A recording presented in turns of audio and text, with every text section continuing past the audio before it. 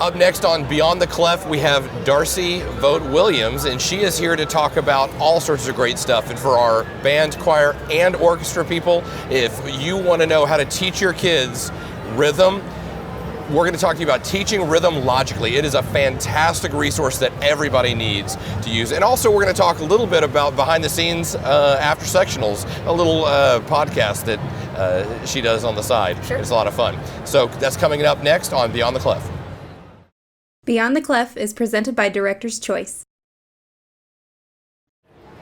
So Darcy, thank you so much for being on the program. Of course, you're the director of bands at Stiles Middle School. Yes. We just actually had Brian Christian on, and we've also had Robert Herring on. So got the whole cluster yeah, going. it's fantastic. So thank you so much for being a part of our program. I'm nerding out because I love After Sectionals. Of course, I feel like anybody that's watching this program most likely knows about you because you're kind of the first big band podcast. I was. When I decided to start that, I kind of got on iTunes and online and tried to find some other ones, and we kind of broke in very early in the band podcast time frame. Where'd you get the idea? So we were sitting in the office at lunch one day, and there were probably, 6 or 7 adults with degrees in music sitting in there, and I was talking to them about how I was starting to address legato tonguing with my trombone class, so we were going to do trombone slurs, and as a flute player, where I tongue is very differently than how I tongue on trombone. And so I'm talking with them, these other brass players in the room, where does your tongue hit when you are legato tonguing? Like, are you putting it in the exact same place? Because when I do it on flute, I actually put my tongue a little further back. And so then all 6 of us start talking about this, and we're all giving our own personal accounts of what's happening on the inside of our mouth. And the trombone teacher is giving me her specific stuff, and I'm thinking, I am so lucky.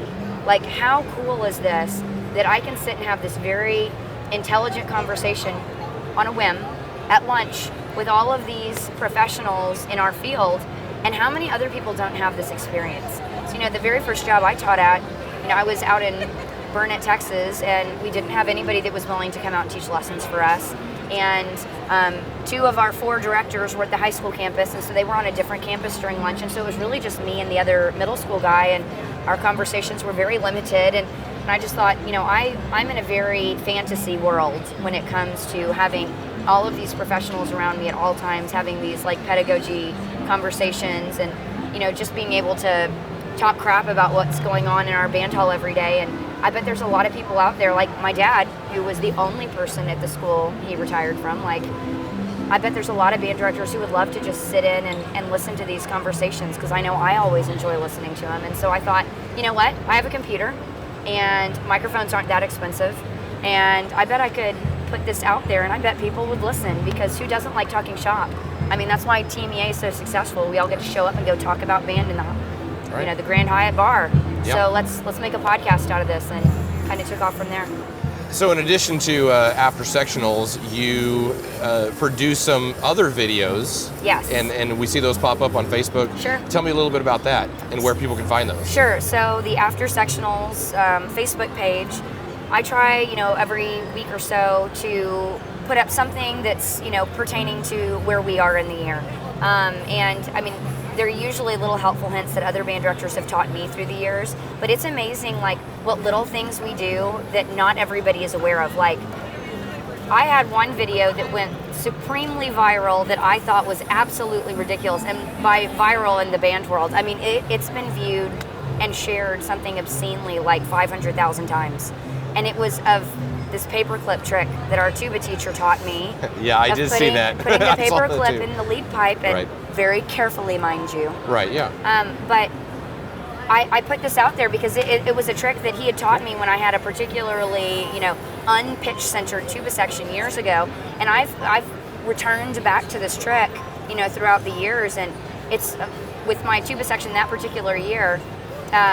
I was having a real hard time with them centering pitch, and of course, your tone is a hot mess when your pitch isn't centered, and so I plugged those paper clips in, and lo and behold, it fixed our problem after we worked on that for a little bit. And I was like, how many other people don't know about this? Because I didn't know about it until the tuba teacher told me. Sure. So, I made a little video of it, and oh my gosh, it went super crazy. By the end of the day, it had 500 views. And then an hour later, it had like 10,000 views. And then by the time I went to bed that night, it had been watched 189,000 times. And I was like, it's a paperclip in a tuba. Like, how many nerds are there out there that are going to share this video? But again, it just brings back the idea that we are in a profession that loves sharing ideas, and anytime we can find something that's going to make it better, whatever it is, like, everybody is happy to get those tips, because all of us want to be able to make our kids better. Right. And if I can share some of those, then I can save somebody else the time. I mean, I was in year 12 before I knew that trick. If I can save you 12 years of knowing how to fix that, then here you go. Oh yeah, and there's so many times when I bring in somebody and they say something and I'm like, what? Yeah. How did I not know that? You know, that's such a duh thing, but sometimes it's just having somebody else say it, or having somebody else come in, these little tricks. Sure. And there's so many of them. You know, I was talking to Brian about that exact thing, and I said, well, why do you think that marching band, for instance, is gotten to where it is today? And especially, I feel like it's grown. The amount of great bands in marching band, in concert band, is just grown. Sure. And it's not that bands used to be bad and now they're good. He just said now it's just the sharing of information is so easy. Yes. And it's such a great community that can share with each other. Yes, and I mean, that is the number one thing that has been rewarding for me when it comes to After Sectionals and the Facebook page and all of that. It's like, we are just creating a community, a very open community, and one that's not based in Texas. This community of band directors across the country that are getting to learn from each other and interact with each other, and you know, it's opened up all sorts of opportunities for me to go and, you know, work with people. Like, I'm working on scheduling a clinic up in Idaho this summer. I mean, like, how would I have ever gotten to know these band directors in Idaho? But this has just opened up this huge community of free and altruistic sharing of making our craft better. And in any way that I can help with that, I am more than happy to be right in there with it.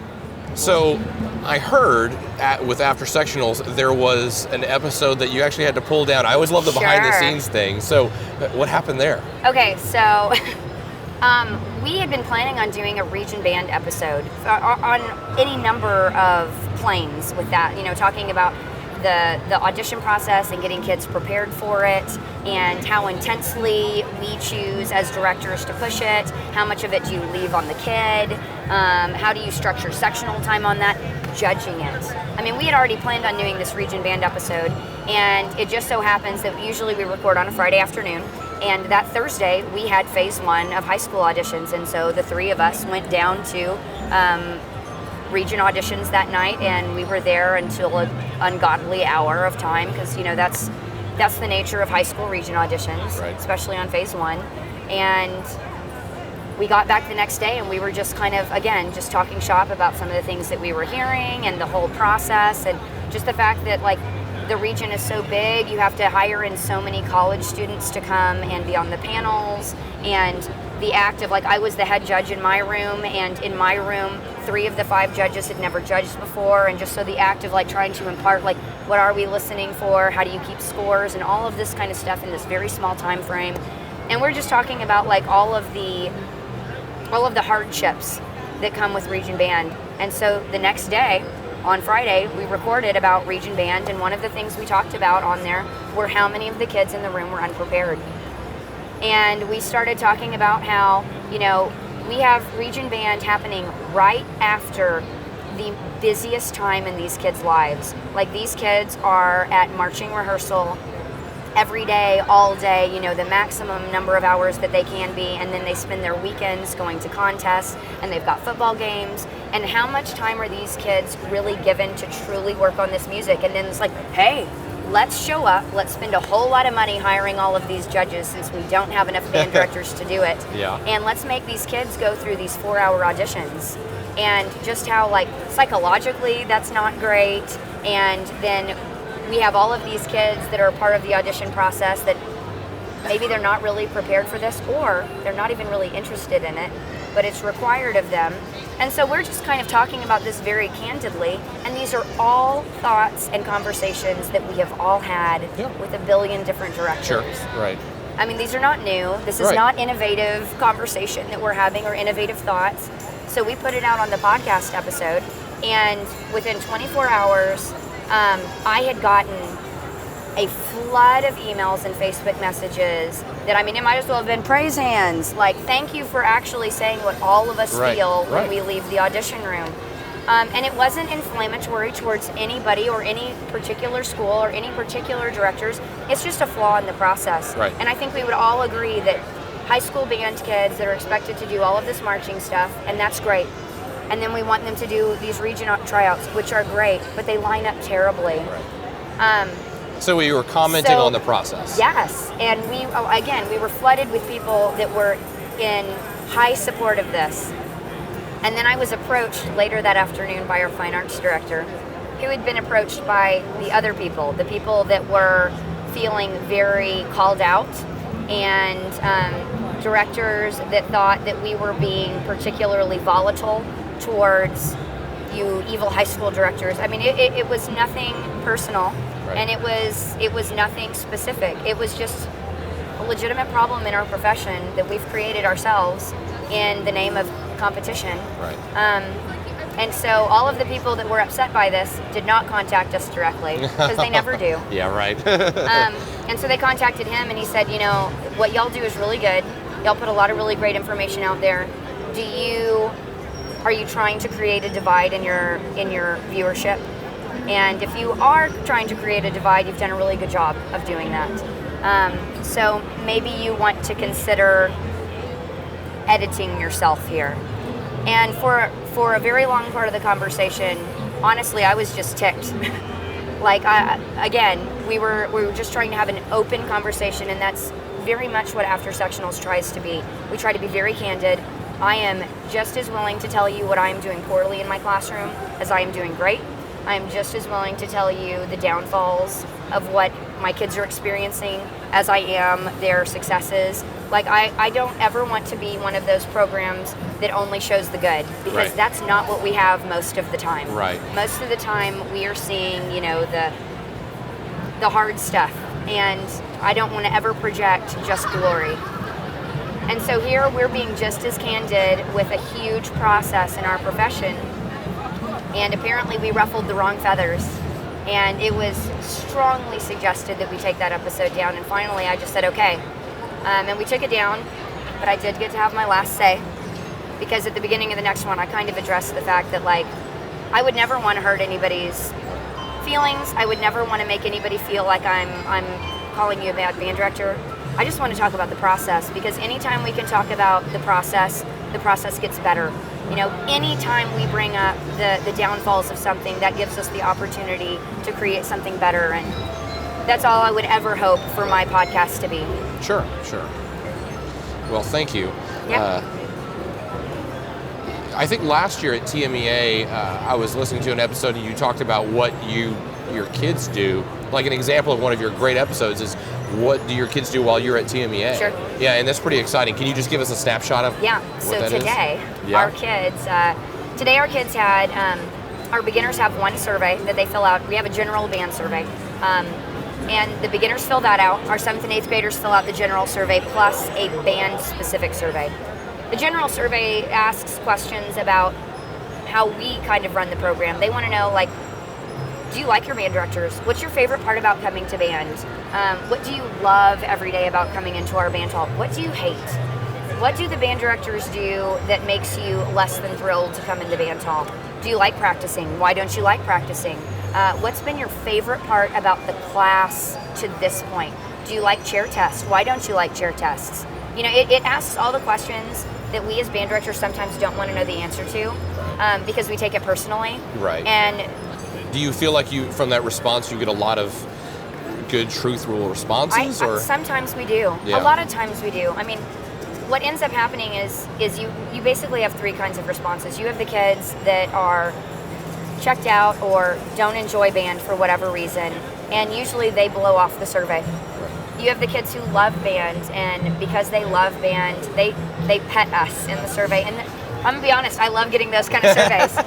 And then you get the people that answer very truthfully. Like, I had a little 6th grade saxophone last year say that They absolutely hated chair tests because they really struggle and they practice really hard. But every time they get in there, they want so badly to do well that they get nervous beyond the point that they can control. And so the only time they feel that I ever give them feedback is at their absolute worst. And that particular kid wanted me to give them more feedback or more specific feedback throughout the week and not just in that one little snapshot. And It's a very mature response. It is, and I do take those kind of comments and say, one of the things that I try to do every day in band is give those kids that direct feedback, but obviously I'm not giving enough of it because this kid isn't like telling me my class is horrible. She's not telling me I'm a horrible person. She's being very thoughtful about her response, and if I can make this kid feel better about what's happening in class on a daily basis and how this kid is progressing on a daily basis, why wouldn't I want to help her? And so there are definitely surveys that hit you in the gut. And I guess I can reflect on those in two different ways, and I can be like, well, she just doesn't understand what I'm doing. But honestly, this is a great kid. Why would I not take this as honest feedback and learn from it instead of feeling personally attacked myself? So these surveys are not anonymous. They have their name attached to them? They can put their name if they want. Yeah. And a lot of the kids choose to. I mean, we definitely have kids that choose to make it anonymous, and we let them know that they don't have to put their name on it if they don't want. Then the 7th and 8th graders also have a band-specific one, and all 3 of our bands focus on different things, and so the questions that Jenna asks are going to be different than the questions I ask. Obviously, I run my band class like an AP middle school band class, right? And so I'm going to address those kind of skills with them. I mean, one of the questions on my survey that they're filling out today, we're playing Amprita Roca. And so I asked them. I played that 2 years ago. I love that song. Who wrote the arrangement? I'm using the winter version. Okay. Which I've been told is the version I'm supposed to use. Oh, okay, cool. At least for an honor band recording, I'm supposed to use the winter version. All of the versions are so thinly scored. Yeah. Old school. It wasn't for an honor band recording, but I had somebody arrange it for me.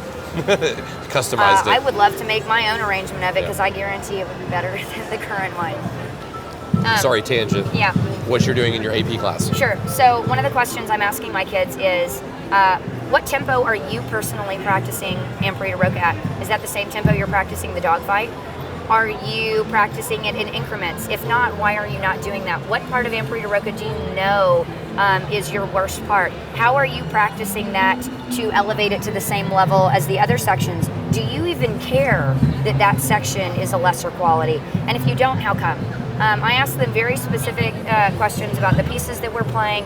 I asked them about how I structure my sectionals.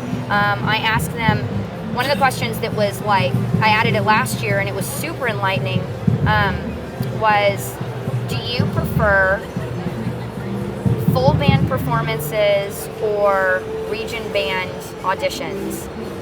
Which seems like an interesting question, but the responses I got were very enlightening. Because you have certain kids that they hate full band, which is always very shocking to me. They hate full band because other people can destroy their performance. And I mean, that's always really interesting to know because I would assume that everybody loves putting all the music together because it sounds more exciting. But if I have worked my butt off to make this sound good and then the trumpets come in out of tune, man, that really irks me. And I had asked the question because I kind of wanted to know who liked competition, and those are not the responses I got. It became very much like showing the downsides of group work, which I was always the kid that hated group work in school because then other people sucked off of my hard work. And I hate group work now. We always have to go to professional development and get in the little table. And when you walk in, you see those giant Post-it notes, and you're just like, oh, no. Sure. Yes, exactly. Or group yourself with someone you don't usually work with. And I'm like, why? Well, yeah. I really like who I work with. Why? I'll give you better responses if I can sit with Jenna. I promise. Yeah.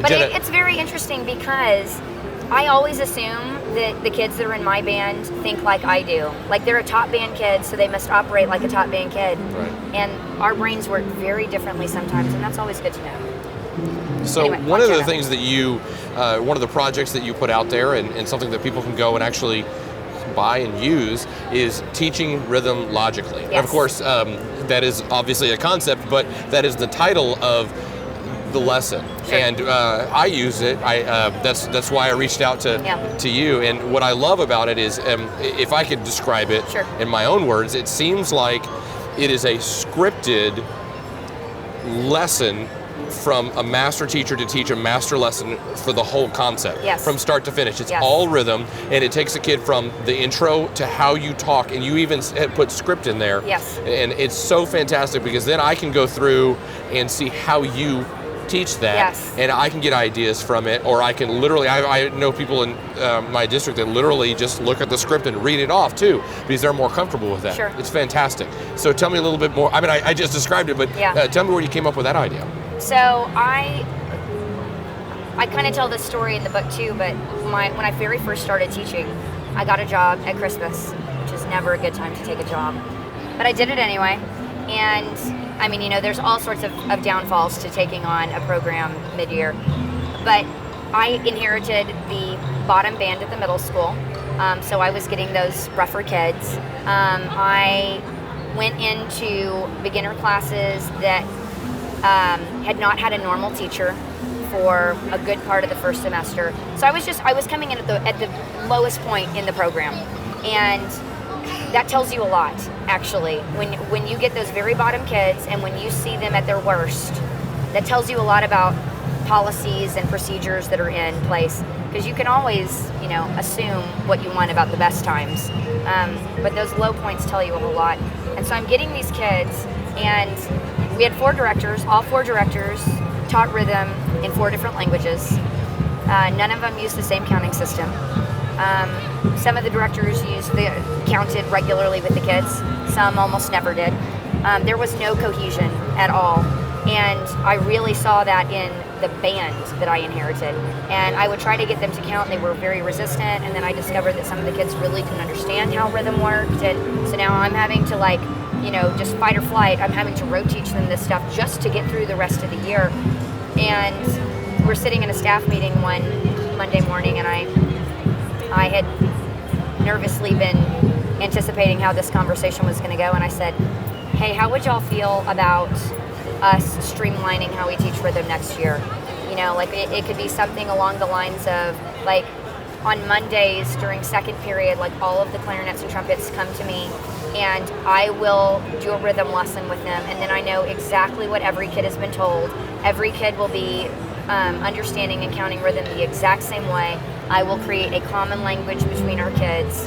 I'll know exactly what concepts everybody knows, when it was addressed, how much repetition they need on everything. I'd really like to take this on, and I was anticipating pushback, because here I'm this first-year teacher that doesn't know a darn thing, and they were like, yeah, that sounds great. I was like, yes. But then I realized I had no curriculum for this, because all we had was this beginner book.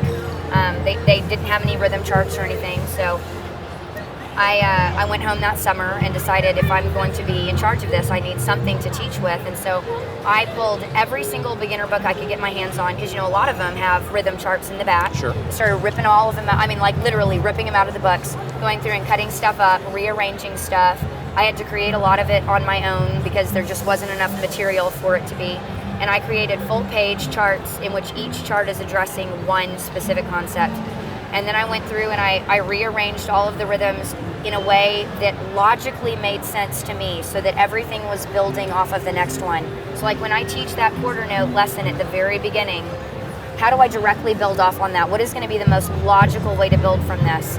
And so I created this sequence of rhythms and made sure that everything flowed from one to the next in a way that an 11-year-old, and not even my smart 11-year-olds, like the lower level 11-year-old is going to understand.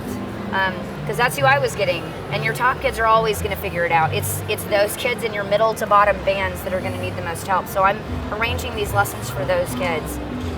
And then, I'm preparing for that first day, and I was so nervous because I was going to be the first thing that the kids ever saw in band, because we didn't start with instruments. So I'm going to be the very first experience these kids have with band, and that's a lot of pressure. So I sat down and I wrote out exactly what my sequence was going to be. And I practiced it in front of the mirror of my bathroom. honestly, in my little apartment. And I stumbled on things, and so I would practice it again, or I would realize as I was practicing it in the mirror that it didn't make sense for me to say this then. I should go back and I should say it here. So I'm scratching through all of this stuff. I have my little notebook. So on the first day, as I'm presenting this to the kids, I have my little notebook, and I notice that the kids don't understand something when I say it this way, but if I say it this way, it makes more sense. So I would go and scribble that out and rewrite it in my thing, and the next period I would address it that way. Well, lo and behold, that made more sense to this class. And so I'm going through and I'm crafting this script and, trying it on the kids, and by the fourth period of beginners, I had it. And so then I go through and I'm doing the same thing with each of these lessons, and the very next year, I pull out the same script and I'm going from that edited script. Well, this time, if I say this here, well, then it totally eliminates the need for me to say it this way because I've already said it a better way here. So, after several years of doing this, I finally have this script that I am positive works because I've done it 20 different times, and I know that this is going to make sense to the kids.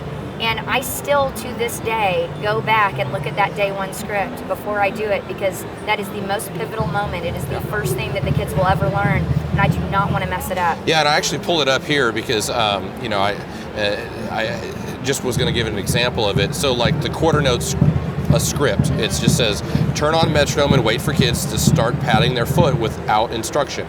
And then you have your script, the part that the director says. It says, I see some of you have already started doing something without me telling you.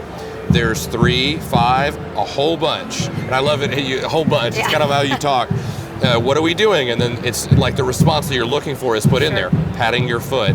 And then, or patting our foot. And then you say, what are we patting our foot with? The beat. So it goes through that whole thing, and it goes all the way through. It's not just that. It's not just how to start. It goes to 16th notes eventually. Yeah. Right, and what I love about it is we have 3 middle schools in my district, and one day it was like a November kind of thing, and one of the assistants at one of the other middle schools sent me a Snapchat of his kids, like counting like beginner kids, kind of like these 16th note rhythms, doing all this stuff. I'm like, dude, what are you doing? And at that time, my assistant and I were trying to figure out we were experimenting a lot with how we're teaching our beginners rhythm teaching, and trying to not be overly complex about it. Sure. Because the problem is I feel like sometimes on these lessons you can overdo everything, yes. Right?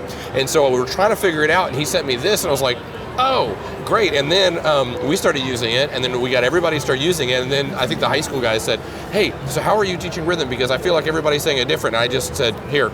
Yeah. And I was trying to pull it up. There's a maybe with your permission, sure. we can show one of the pages, or a couple of the pages. What I love about this guide to writing and counting, I just sent this a screenshot of this to one of the high school assistants and said, this is what we use, go. Yeah. And I mean, that right there is just so simple. Sure. And it kind of gives a good snapshot. And then to give someone an example of just chart 1, we'll put this up on the screen. Chart 1 is just goes through quarter notes and rests. Yeah. And it's not something that, sometimes we might go through 1 or 2 lines, or sometimes if I'm like, we got a couple minutes or there's some dead time or whatever. Once I got called down to the principal's for an issue that was going on, my student teacher just said, all right, get out chart number 6, let's go. Yeah. And it's so nice to have a group of content. This is the best laid out system I've ever seen for teaching rhythm. Well, and rhythm is one of those things, it's so basic that it's like we don't think about breathing. And none of us that have gotten this far in music, we don't think about how we're processing this stuff. And most of us don't remember beginner band. And it's quite possible that our beginner band director did a terrible job of describing this stuff to us. And so if there is any way that I can help other band directors have a clear and concise way to address their kids, I always look at it in the fact that your kid is probably going to transfer to my school next year. And I would love them to have the same information that mine do. Yeah. But I mean, if this can bridge the gap between us getting out of college and feeling so fluent in this and not remembering how we got there, I'm happy to help with that. So I guess my question is, you've done rhythm. Is there ever going to be a teaching rhythm logically concept for something else? Like teaching embouchure logically? You ever going to try something like that? That'd be fun. Well, I did actually write a book last summer about pacing. In fact, it's kind of part of that book is the basis for this clinic that I'm giving tomorrow morning, actually. And it goes through how to start a beginner when they don't know anything, not on the rhythm side. And it's kind of a screenshot into how we get those kids making their very first sounds. And I try not to be overly instrument specific in it, because I think a lot of the concepts that we would use for clarinet, we can indirectly apply to trombone or whatever it is. I mean, just those basics of getting the kids who don't know how to do anything. Sure. Yeah. They don't know anything. How do we get them to something? And then when they know that something, how do we get it into a written form? And when we get it from a written form, how do we apply it to this?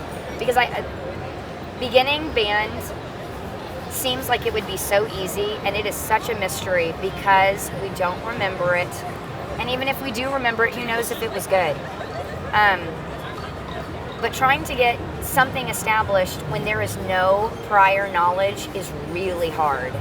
And, a lot of it comes from trial and error. I mean, I've started beginners for 15 times now.